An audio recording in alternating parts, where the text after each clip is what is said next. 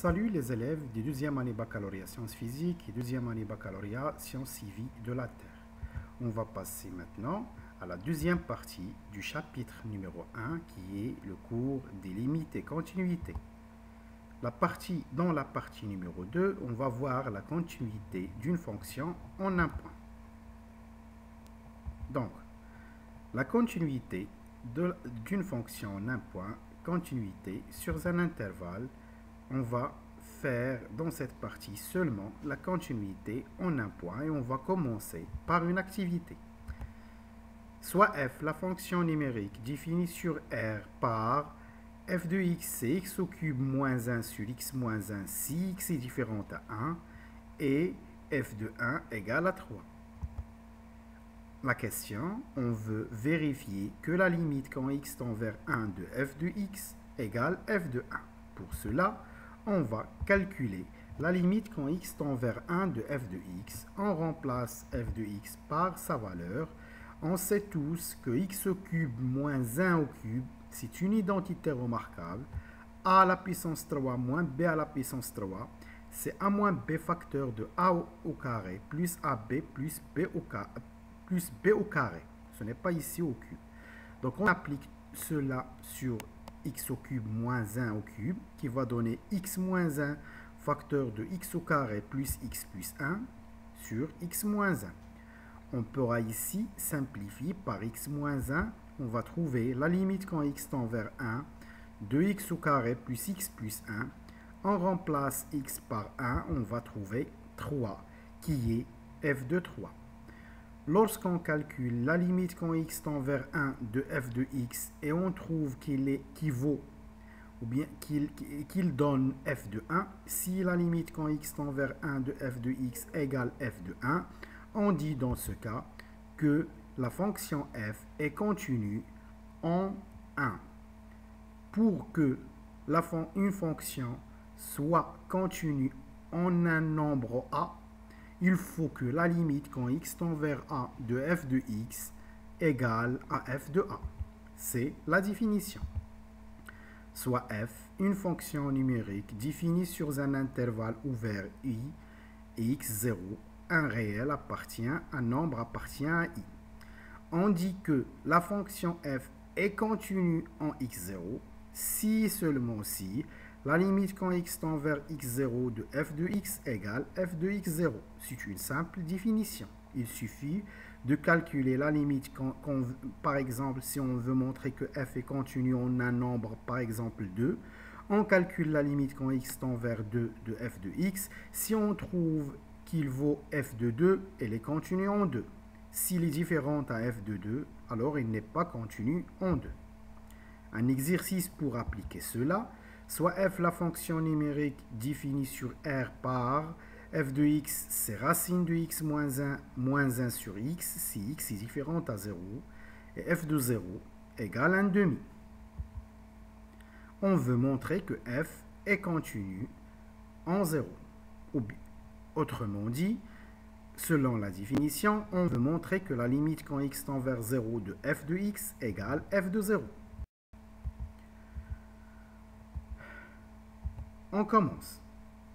La limite quand x tend vers 0 de f de x en remplaçant f de x par sa valeur. Si on remplace x par 0, on va trouver racine de 0 plus 1 moins 1 qui donne 0 sur 0. C'est une forme indéterminée. Alors, puisqu'il y a ici la racine, on multiplie par le conjugué. Le conjugué de racine de x plus 1 moins 1, c'est racine de x plus 1 plus 1. Donc, on applique le conjugué pour trouver l'identité remarquable a moins b facteur de a plus b qui va donner racine de x plus 1 au carré qui donne x plus 1 moins 1.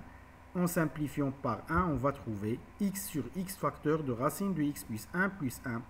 On simplifie par x, on va trouver cela.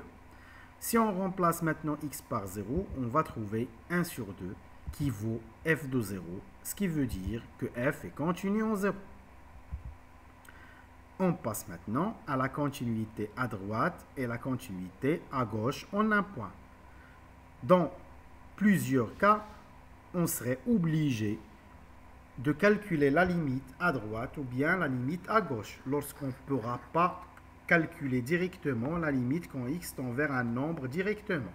Alors on va travailler sur cette activité, soit f, la fonction numérique définie sur R par f de x, c'est x au cube si x est supérieur ou égal à 0, et f de x égale x plus 1 si x est inférieur strictement à 0. On va premièrement tracer la courbe de la fonction f dans un repère orthonormé pour voir avec nos yeux est-ce qu'il y a une continuité ou pas. Puis, on va montrer algébriquement cela. Donc, on commence. Pour tracer la courbe de la fonction f, x au cube, c'est une fonction usuelle. On sait tous sa courbe. On pourra mettre sa courbe directement, mais on va seulement tracer la partie qui est à droite de 0, puisque f de x c'est x au cube si x est supérieur ou égal à 0. Et si x est inférieur strictement à 0, f de x c'est x plus 1, qui est l'équation d'une droite. Pour tracer cette droite, il suffit de donner à x un nombre et trouver f de x. Puis on donne à x un autre nombre et on trouve un autre f de x qui va donner 2 points qui nous permet de tracer cette droite. Mais seulement si x est inférieur strictement à 0. Et comme ça, si x est inférieur ou égal à 0, on a pris 2 points qui sont A et B et on a tracé la demi-droite puisque c'est la droite lorsque x est inférieur strictement à 0. Et la courbe de x au cube qui est à droite, normalement, si on continue, on va compléter cette courbe sur R, mais seulement on veut la partie qui est supérieure ou égale à 0. Donc on va trouver la droite. Ici, on constate qu'il n'y a pas une continuité entre les deux courbes, malgré que ces deux courbes, ce sont les courbes d'une seule fonction. Mais il y a une discontinuité ici, dans le point d'abscisse 0. On va voir maintenant la continuité. Donc, géométriquement, on constate qu'il n'y a pas de continuité pour la fonction f en 0. Il y a seulement une discontinuité. Algébriquement, si on calcule la limite quand x tend vers 0 plus de f de x qui vaut la limite quand x tend vers 0 plus, c'est-à-dire x est supérieur à 0, alors pour cela, on va choisir x au cube. En remplaçant x par 0, on va trouver 0. Maintenant, on calcule la limite quand x tend vers 0 moins de f de x. Lorsque x tend vers 0 moins, ce qui veut dire que x est inférieur strictement à 0. Donc, on va choisir la fonction x plus 1. En remplaçant x par 0, on va trouver 1. Et en calculant f de 0, bien sûr, on calcule f de 0 par la première fonction x au cube, puisque dans x au cube, il y a x est supérieur ou égal à 0, donc elle est dans cet intervalle et contient 0, donc c'est 0. Alors, on a la limite quand x tend vers 0 plus de f de x égale f de 0, donc il y a une continuité à droite en 0, selon la définition. Dans ce cas, on dit que f est continu à droite en 0, mais la limite quand x tend vers 0 moins de f de x est différente à f de 0. Dans ce cas, on dit que f n'est pas continu à droite en 0. Donc on constate que f elle est continue à droite en 0, mais elle n'est pas continue à gauche en 0. Généralement, on va dire que f n'est pas continue en 0. Donc pour qu'une fonction f soit continue en un point 0 par exemple, il faut que f soit continu à droite en 0 et continu à gauche en 0. Il doit être continu à droite et à gauche pour dire que f est continu en ce point. On va définir maintenant la continuité à droite et à gauche. On dit que f est une fonction numérique définie sur, soit f est une fonction numérique définie sur un intervalle de type x0 plus alpha tel que alpha supérieur à 0. On dit que f est continu à droite en x0 si la limite quand x tend vers x0 plus de f de x égale f de 0. Et on dit que f est continu à gauche en x0 si la limite quand x tend vers x0 moins de f de x égale f de x0. Et pour que cette fonction f soit continue en x0, elle doit être continue à droite et à gauche de x0, c'est-à-dire il faut que la limite quand x tend vers x0 plus de f de x égale la limite quand x tend vers x0 moins de f de x égale f de 0. Un exercice pour appliquer, soit f, la fonction numérique définie sur R par f de x égale x fois sinus de 1 sur x si x est différent de 0 et f de 0 égale 0. On veut montrer premièrement que pour tout x appartient R étoile, la valeur absolue de f de x est inférieure ou égale à la valeur absolue de x. Puis on va déduire la continuité de f en 0.